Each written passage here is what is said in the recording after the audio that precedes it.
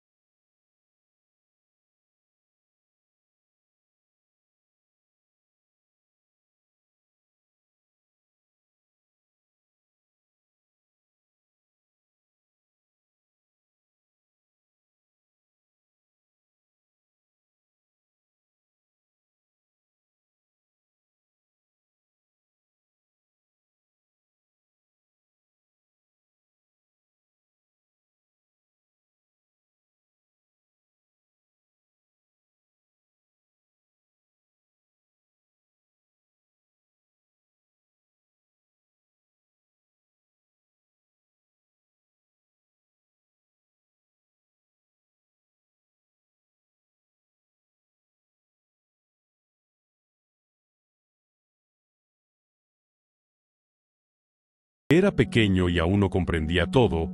Samuel comenzó a servir al Señor con una pequeña túnica de lino, como los sacerdotes.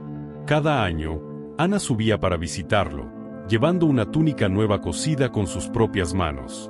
Y Dios, que no se queda con nada, bendijo a Ana con 3 hijos y 2 hijas más. Aquella mujer que antes fue estéril, ahora tenía una casa llena, porque le había entregado a Dios, de todo corazón, lo que más amaba. Mientras tanto, Samuel crecía delante del Señor, aprendiendo, observando, escuchando, preparándose para un destino extraordinario. La historia continúa dentro del santuario de Silo, un lugar que debería haber sido lleno de santidad, pero que ahora estaba contaminado por la corrupción y la indiferencia. El sacerdote Elí ya era viejo, y sus hijos, Ofni y Faíns, servían también como sacerdotes, pero no con el corazón de su padre. Los hijos de Elí eran hombres impíos, no conocían al Señor. Robaban de las ofrendas que el pueblo traía a Dios, tomaban lo que no les pertenecía y trataban el sacrificio santo como si fuera cualquier cosa. Sus pecados eran tan grandes que el clamor del pueblo subía hasta el cielo. Elí lo sabía. Los reprendió, pero nunca los detuvo.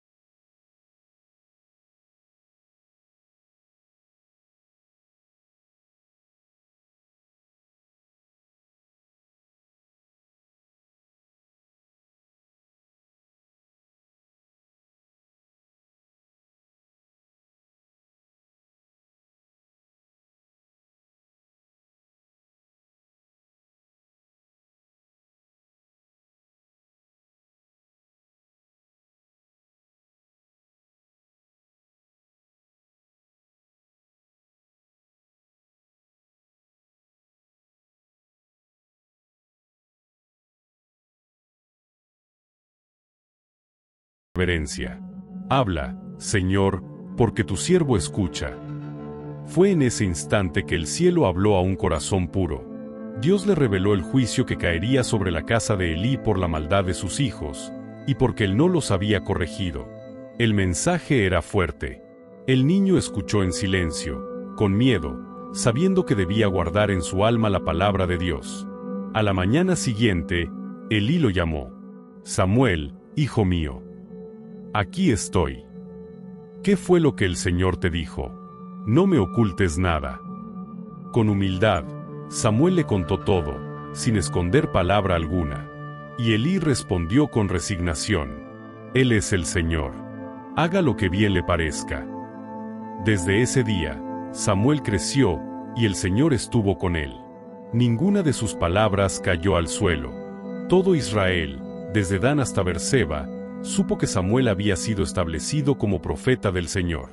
La presencia de Dios volvió a manifestarse en Silo. El cielo ya no estaba en silencio. Había un niño que escuchaba, un siervo que obedecía, un profeta que hablaría con verdad en medio de la oscuridad. A veces, Dios no habla al más sabio, ni al más experimentado, sino al que tiene el corazón dispuesto a escuchar. Samuel no entendía mucho, no tenía poder, ni experiencia, pero tenía algo que pocos tenían, disponibilidad. Cuando todos dormían, Él estaba atento. Y cuando Dios habló, Él respondió con obediencia. Que esta historia te recuerde que no hay edad ni condición para oír la voz de Dios. Él sigue llamando por tu nombre en medio del ruido, la rutina y el cansancio. Solo espera una respuesta. Habla, Señor, porque tu siervo escucha. El niño Samuel había crecido, y la palabra del Señor era reconocida en todo Israel. Pero mientras la voz de Dios se levantaba, la nación descendía en desobediencia. El pueblo de Israel, que había sido escogido para reflejar la santidad divina, se había vuelto confiado en los símbolos, olvidando al Dios detrás de ellos. El Arca del Pacto, aquella caja sagrada cubierta de oro que representaba la presencia del Altísimo, se había convertido en un amuleto. Creían que tenerla bastaba para ganar cualquier batalla. Pero el corazón del pueblo estaba lejos de Dios. Los filisteos, enemigos antiguos de Israel, reunieron su ejército contra ellos. Las trompetas sonaron. El polvo se levantó del campo de batalla. Y cuando las espadas chocaron, Israel cayó derrotado. 4,000 hombres murieron ese día. Desconcertados, los ancianos del pueblo dijeron: ¿Por qué nos ha herido hoy el Señor delante de los filisteos? Traigamos el arca del pacto del Señor desde Silo, para que venga entre nosotros y nos salve de nuestros enemigos. No consultaron a Dios. No buscaron su dirección. Solo quisieron usar el símbolo, sin buscar al Dios del símbolo. Así que enviaron mensajeros a Silo, y los hijos de Elí, Ofni y Faíns, llevaron el arca del pacto del Señor al campamento. Cuando el arca llegó, todo Israel gritó con fuerza, y el suelo tembló. El pueblo creyó que Dios estaba con ellos. Pero los filisteos también oyeron el estruendo, y dijeron con temor: un Dios ha venido al campamento de ellos. ¡Ay de nosotros! Nunca ha sucedido algo así. Esos son los dioses que hirieron a Egipto con toda plaga en el desierto. Esforzaos, oh filisteos, y sed hombres, para que no seáis siervos de los hebreos. Entonces pelearon con valentía, y Israel fue derrotado nuevamente. 30,000 hombres cayeron aquel día. El arca de Dios fue capturada. Y los 2 hijos de Elí murieron junto al arca. Un hombre de Benjamín corrió desde el campo de batalla, rasgada su ropa y polvo sobre su cabeza. Llegó a Silo al anochecer, jadeante, con la mirada vacía. Elí, el anciano sacerdote, de 98 años, estaba sentado junto al camino, esperando noticias, porque su corazón temblaba por el arca de Dios. El mensajero entró gritando: Israel ha huido delante de los filisteos. Gran mortandad ha habido en el pueblo. Tus hijos, Ofni y Faíns, han muerto, y el arca de Dios ha sido tomada. Cuando Elí oyó mencionar el arca, cayó hacia atrás desde su asiento junto a la puerta, se rompió el cuello y murió. Había juzgado a Israel por 40 años. Su nuera, la esposa de Faíns, estaba encinta y, al oír la noticia de la muerte de su esposo, su suegro y la pérdida del arca, dio a luz prematuramente. Mientras moría, las mujeres que la asistían le dijeron: no temas, has dado a luz un hijo. Pero ella no respondió. Solo dijo con voz débil: y Chabod, se ha ido la gloria de Israel. Y murió. El arca, el símbolo más sagrado, la señal de la presencia divina, ahora estaba en manos enemigas. Israel había perdido más que una guerra. Había perdido la gloria. El nombre Ichabod quedó como una herida abierta, como un eco triste que decía: cuando Dios ya no está, todo lo demás se derrumba. El pueblo había confiado en el ritual, en la apariencia, en lo visible, pero olvidaron lo más importante, la obediencia y la pureza del corazón.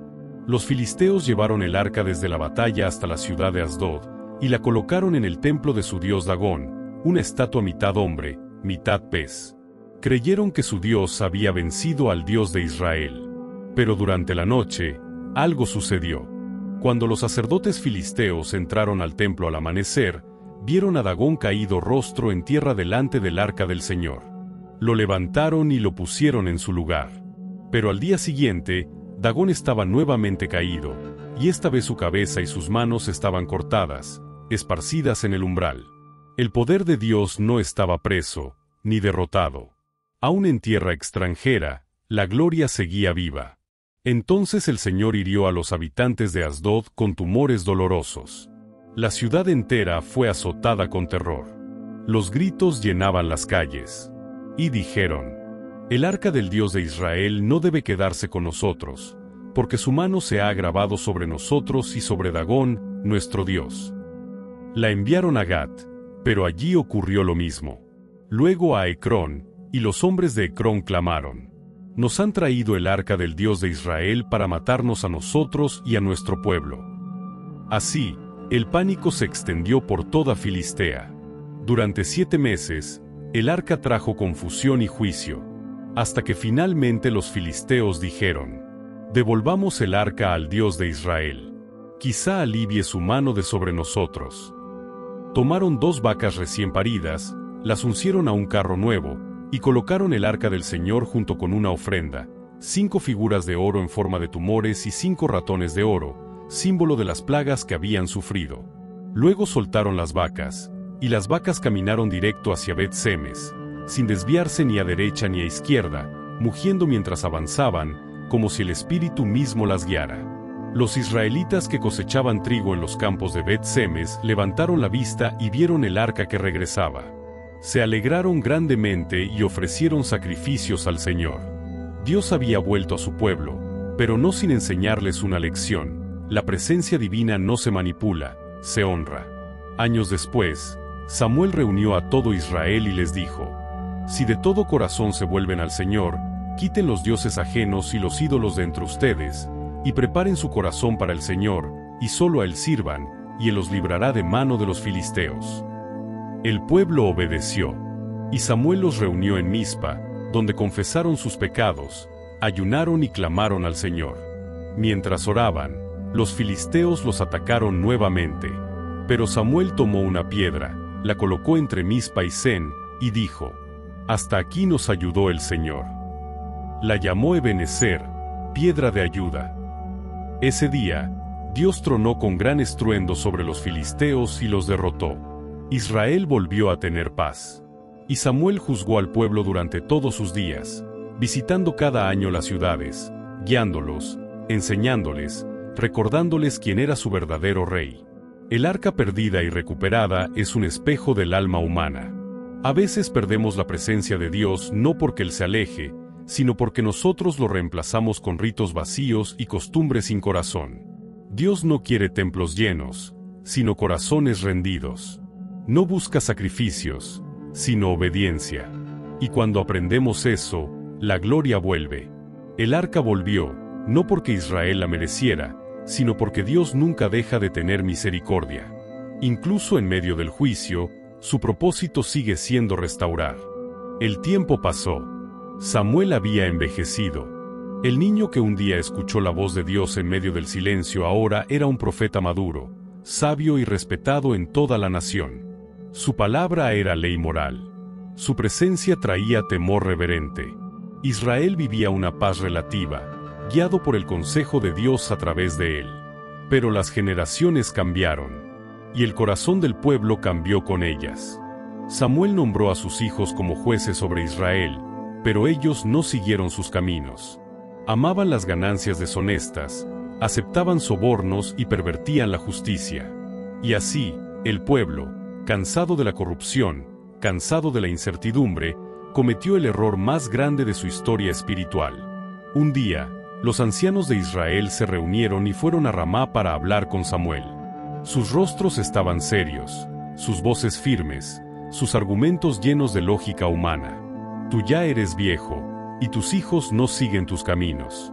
Por tanto, danos ahora un rey que nos juzgue, como tienen todas las naciones. Samuel los escuchó en silencio. Sus manos temblaron. Su corazón sintió un nudo de tristeza. Toda su vida había sido dedicada a enseñarles que Dios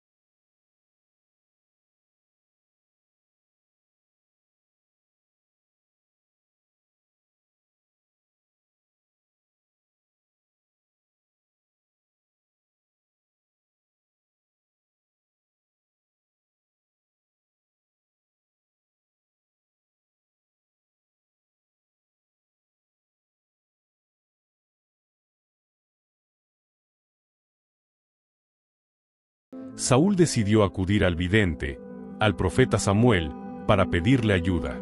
Sin saberlo, estaba caminando directo hacia su destino. Antes de que Saúl llegara, el Señor había hablado a Samuel. Mañana, a esta misma hora, te enviaré un hombre de la tierra de Benjamín. A él ungirás por príncipe sobre mi pueblo Israel, y él salvará a mi pueblo de mano de los filisteos. Cuando Samuel lo vio, el Espíritu de Dios le dijo: Este es el hombre de quien te hablé. Este gobernará a mi pueblo. Samuel lo invitó a comer, lo honró delante de los demás invitados, y al día siguiente, tomó un frasco de aceite, lo derramó sobre su cabeza y dijo: ¿No te ha ungido el Señor por príncipe sobre su heredad? El aceite resbaló por su frente, brillando bajo el sol del amanecer, símbolo de una elección divina. Y el Espíritu de Dios vino sobre Saúl con poder. Pero en su interior, Saúl aún no comprendía el peso de su llamado. Samuel reunió a todas las tribus de Israel en Mizpa para presentar al nuevo rey. Por sorteo, Dios mismo confirmó su elección. Primero la tribu de Benjamín, luego la familia de Matri, y finalmente Saúl hijo de Cis. Pero cuando lo buscaron, no lo hallaron. El elegido de Dios estaba escondido entre el equipaje. Y el Señor dijo: Está escondido entre los bagajes. Lo sacaron de allí, y cuando se levantó entre el pueblo, todos quedaron asombrados. Su altura, su porte, su presencia. Y Samuel exclamó: ¿Han visto al que ha escogido el Señor? No hay nadie como él entre todo el pueblo. Entonces todo el pueblo gritó: ¡Viva el rey! Y Samuel escribió las leyes del reino y las puso delante del Señor. Así nació la monarquía en Israel, no por diseño divino, sino por deseo humano. Tiempo después, la ciudad de Yabes de Galaad fue sitiada por los amonitas. El enemigo exigió que todos los hombres de la ciudad se sacaran el ojo derecho como señal de humillación. Cuando Saúl oyó esto, el Espíritu de Dios vino sobre él con poder, y se encendió en gran ira. Tomó una yunta de bueyes, los cortó en pedazos y envió los trozos por todo Israel, diciendo: Así se hará con los bueyes del que no siga a Saúl y a Samuel. El temor del Señor cayó sobre el pueblo, y se reunieron como un solo ejército. Saúl marchó, y en una madrugada de batalla derrotó completamente a los amonitas. El pueblo lo celebró. Samuel confirmó su reinado públicamente en Gilgal, y ofrecieron sacrificios de paz. Y por un breve tiempo, Israel vivió lo que siempre quiso: un rey fuerte, victorioso, admirado. Pero el corazón de Saúl pronto revelaría otra cara. Pasaron los años. Saúl se impacientó. En una ocasión, mientras los filisteos se reunían contra él con miles de carros, el pueblo empezó a temblar de miedo y a esconderse en cuevas. Samuel había prometido llegar en 7 días para ofrecer sacrificio antes de la batalla. Pero el 7º día llegó, y Samuel aún no aparecía. Saúl, viendo que el pueblo se dispersaba, dijo: Traedme el holocausto y las ofrendas. Y ofreció el sacrificio él mismo. Apenas terminó, Samuel llegó, y su rostro reflejaba una mezcla de tristeza y fuego. ¿Qué has hecho, Saúl? El rey intentó justificarse. Como vi que el pueblo se me desbandaba, y que tú no venías dentro del plazo señalado, me vi obligado a ofrecer el holocausto. Entonces Samuel dijo con voz grave: Locamente has hecho. No guardaste el mandamiento que el Señor tu Dios te había ordenado. El Señor habría confirmado tu reino para siempre, pero ahora tu reino no permanecerá. El Señor se ha buscado un hombre conforme a su corazón. El silencio cayó. Aquel día, Saúl perdió lo que más valía: el favor de Dios. Dios aún le dio otra oportunidad. Le ordenó a Saúl destruir completamente a los amalecitas, enemigos antiguos del pueblo de Dios. Ve y destruye todo lo que tienen. No tomes botín, no dejes nada con vida. Saúl obedeció a medias. Derrotó a Amalec, pero perdonó al rey Agag, y permitió que el pueblo guardara lo mejor del ganado, para ofrecerlo en sacrificio. Cuando Samuel lo confrontó, Saúl lo recibió con una sonrisa hipócrita. Bendito seas del Señor. He cumplido la palabra de Dios. Samuel lo miró fijo y respondió: ¿Y qué es ese balido de ovejas que oigo en mis oídos, y mugido de vacas que escucho? Saúl se excusó, se justificó, culpó al pueblo.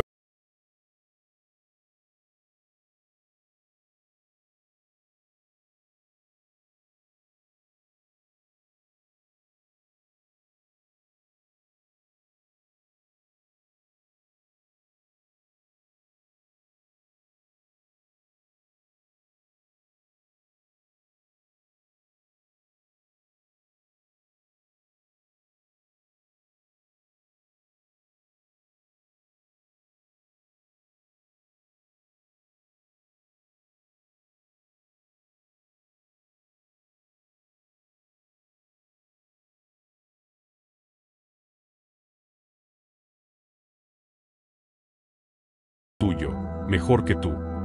Samuel nunca más volvió a ver a Saúl, y lloró por él toda la noche. Pero Dios había tomado una decisión, el tiempo de Saúl había terminado. El pueblo pidió un rey como las demás naciones, y obtuvieron exactamente eso, un hombre que dependía más de sí mismo que de Dios. Saúl fue elegido por su apariencia, pero no por su corazón. Tuvo poder, pero no obediencia. Tuvo victorias, pero no comunión. Y eso bastó para que el favor de Dios se apartara. Porque el reino de Dios no se sostiene con fuerza humana, sino con corazones rendidos, humildes y obedientes. Samuel, el profeta de los comienzos, había visto la gloria de Dios irse de Silo, y ahora veía la presencia de Dios apartarse del trono. El dolor fue el mismo, la gloria otra vez se alejaba, pero esta vez del corazón de un hombre. El sol descendía sobre Belén, tiñendo las colinas de oro y fuego. Entre los campos donde el viento jugaba con las espigas, un joven cuidaba un pequeño rebaño. Sus manos eran toscas por el trabajo, pero su mirada, limpia y profunda, parecía ver más allá del horizonte. Se llamaba David, hijo de Isaí, el menor de 8 hermanos. Mientras sus hermanos hablaban de guerras y conquistas, él cantaba a Dios. Su arpa resonaba entre las montañas, y las ovejas se quedaban quietas, como si el cielo mismo escuchara. En su soledad, aprendió a conocer al Dios de Abraham no solo como Señor, sino como amigo. Cuando el león vino por una oveja, David lo enfrentó. Cuando el oso atacó, lo derribó. Su valor no nacía del orgullo, sino de una fe inquebrantable.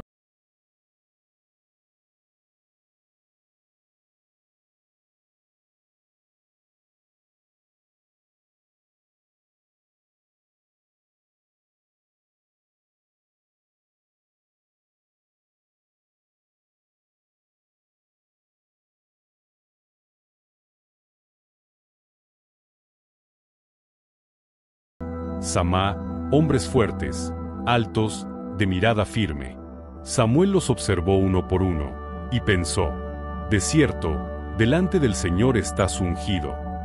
Pero Dios le habló al corazón: no mire su apariencia, ni lo alto de su estatura, porque yo lo desecho. Porque el hombre mira lo que está delante de sus ojos, pero el Señor mira el corazón. Uno tras otro, pasaron 7 hijos. Ninguno fue elegido. Entonces Samuel preguntó: ¿son estos todos tus hijos?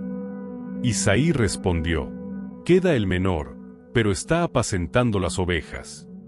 Tráelo, dijo el profeta. No nos sentaremos a la mesa hasta que venga. Y cuando David entró, con el rostro sonrojado, los ojos encendidos y el cabello ondeando al viento, Dios habló: levántate y úngelo, porque este es. Samuel tomó el cuerno de aceite y lo derramó sobre su cabeza. El aceite corrió por su cabello, y el Espíritu del Señor vino sobre David desde aquel día en adelante. Nadie entendió del todo lo que había ocurrido, pero el cielo había escogido a un rey según su corazón. Mientras tanto, el Espíritu del Señor se había apartado de Saúl, y un espíritu maligno lo atormentaba. Sus noches eran largas, su mente atormentada, su alma sin paz. Sus siervos le dijeron: busquemos un hombre que sepa tocar el arpa. Cuando el espíritu malo venga sobre ti, él tocará, y te sentirás mejor. Y uno de ellos dijo: he visto a un hijo de Isaí, de Belén, que sabe tocar, es valiente, prudente, y el Señor está con él. Así David fue llamado al palacio. Con cada nota que tocaba, la presencia de Dios descendía como una brisa sobre Saúl. Las sombras huían. Y aunque el rey no lo sabía, el que calmaba su espíritu sería su sucesor. Los días pasaron, y la guerra volvió a tocar las puertas de Israel. Los filisteos habían acampado en el valle de Ela. Entre sus filas, un gigante llamado Goliat se levantaba cada mañana y cada tarde para desafiar al ejército de Dios. Su voz resonaba como trueno. Escoged de entre vosotros un hombre que baje a pelear conmigo. Si él me venciere, seremos vuestros siervos, pero si yo lo venzo, vosotros seréis nuestros. Durante 40 días, Israel tembló. Nadie se atrevía a enfrentarlo. Hasta que un día, David llegó al campamento, enviado por su padre con pan y queso para sus hermanos. Oyó la voz del gigante y preguntó: ¿Quién es este filisteo incircunciso que provoca a los ejércitos del Dios viviente? Sus palabras encendieron burla y enojo, incluso entre sus hermanos. Pero David no retrocedió. Fue llevado ante Saúl, quien lo miró con incredulidad. No podrás ir contra ese hombre para pelear con él. Eres un muchacho, y él, un guerrero desde su juventud. David respondió: Tu siervo apacentaba las ovejas de su padre, y cuando venía un león o un oso, lo hería y lo mataba. El Señor que me libró de ellos, me librará de la mano de este filisteo. Entonces Saúl le dijo: Ve, y el Señor esté contigo. David tomó su cayado, escogió 5 piedras lisas del arroyo y las puso en su saco. Con su honda en la mano, se acercó al gigante. Goliat se burló: ¿Soy yo un perro, para que vengas a mí con palos?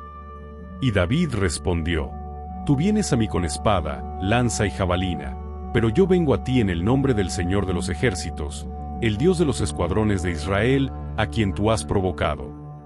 Entonces corrió, lanzó la piedra, y la piedra voló como fuego dirigido por el cielo, clavándose en la frente del gigante. Goliat cayó rostro en tierra.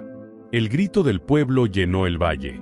Los filisteos huyeron. Y un nuevo nombre comenzó a resonar en toda la tierra: David, el vencedor.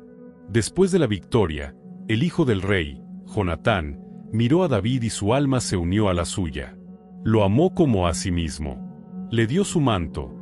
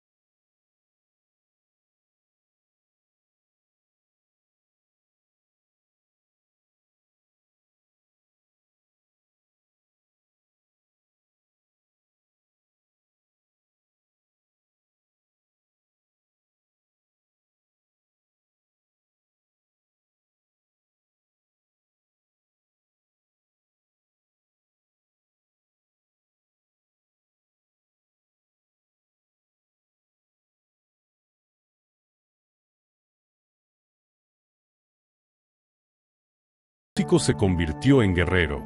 El perseguido se convirtió en el ungido del Señor. David no fue perfecto.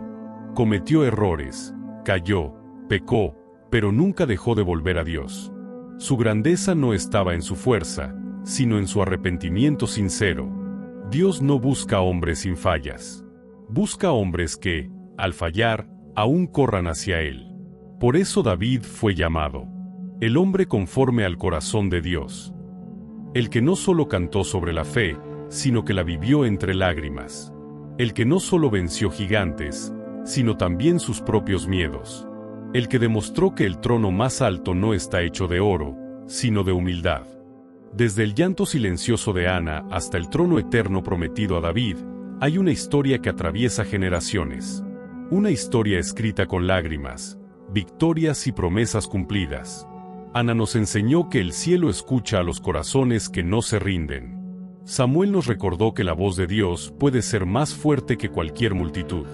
Saúl nos mostró lo frágil que puede ser un corazón que se aleja de la obediencia.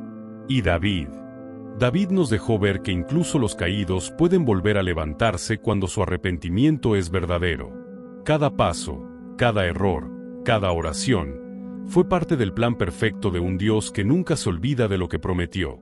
Porque detrás de cada historia humana, hay una promesa divina. Que el trono de David sería eterno, y que en Jesús, esa promesa se cumplió. Así termina esta historia, pero no el mensaje que vive en ella. Dios sigue levantando a los olvidados, sigue restaurando a los quebrantados, y sigue cumpliendo promesas, incluso cuando parece que el silencio ha ganado. Tú también puedes confiar. No importa cuán lejos te sientas, ni cuántas veces hayas fallado. El Dios de David sigue siendo el Dios que transforma corazones. Tal vez hoy, tu historia apenas está comenzando. Si esta palabra tocó tu corazón, te invito a suscribirte a este canal para seguir creciendo en la fe y descubrir cómo Dios sigue escribiendo historias de esperanza. Dale me gusta a este video y compártelo con alguien que necesite recordar que las promesas de Dios nunca fallan. Y si quieres ser parte de esta familia de creyentes que camina unida en Cristo, únete a nuestro canal de WhatsApp, el enlace está en la descripción, para recibir cada nuevo video y seguir aprendiendo juntos lo que Dios tiene preparado para ti.